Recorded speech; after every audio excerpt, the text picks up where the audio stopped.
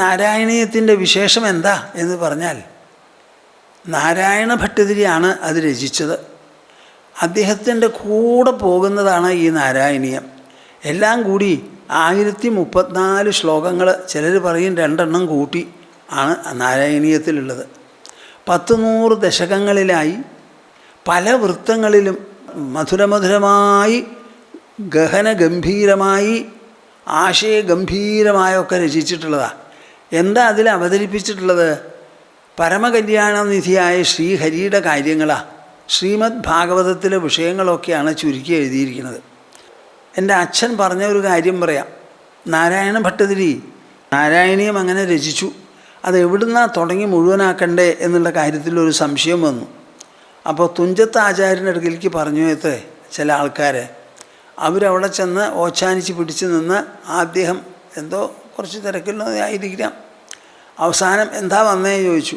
അപ്പോൾ അദ്ദേഹം പറഞ്ഞയച്ചിട്ടുണ്ട്, നാരായണീയം രചന കഴിഞ്ഞു, എവിടുന്നാണ് തുടങ്ങണ്ടേന്ന് ഒന്ന് ചോദിച്ചു എന്ന് പറഞ്ഞിരിക്കുക. മത്സ്യം തൊട്ട് കൂട്ടാൻ പറയൂ എന്ന് പറഞ്ഞു അത്രേ. കേട്ടു നിങ്ങൾ? മത്സ്യം തൊട്ട് കൂട്ടാൻ പറയൂ എന്ന്. ആരാ പറഞ്ഞത്? തുഞ്ചത്താചാര്യൻ. ആരോടാ? നാരായണ ഭട്ടതിരിയോട്. അവരാകെ അങ്ങോട്ട് വേർത്തിട്ട് മടങ്ങിപ്പോയി.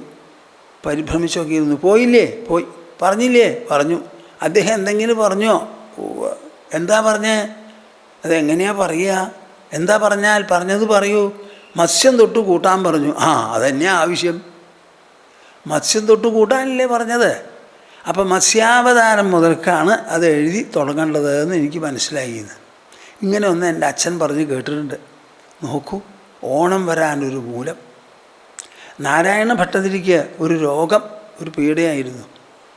ആ രോഗം ചികിത്സിച്ചാൽ അങ്ങനെ മാറുന്നില്ല. അവസാനം കണ്ടെത്തിയത് എന്താ? ഗുരുവായൂരിൽ പോയി ഭജിക്കുക എന്നാണ് കണ്ടെത്തിയത്. അപ്പോൾ ഈ വിദ്വാൻമാർ ഭജിക്കുന്ന സമയത്ത് വെറുതെ ഇങ്ങനെ ഇരുന്ന് നാമം മാത്രം ജപിച്ചുകൊണ്ടൊന്നും ഭജിക്കില്ല. അവരുടെ മനസ്സിൽ വിദ്യയുണ്ടല്ലോ. വിദ്വാൻമാരും വിദുഷിമാരും ഒക്കെ ആണല്ലോ. അപ്പോൾ അദ്ദേഹം ആ ഭജനയെ അതിന് ഉപോദ്ബലകമായോ അല്ല അതിനെ ശക്തീകരിക്കാൻ വേണ്ടിയിട്ടോ കാവ്യം രചിക്കാൻ തുടങ്ങി. അങ്ങനെയാണ് ഈ രചനയിൽപ്പെട്ടത്.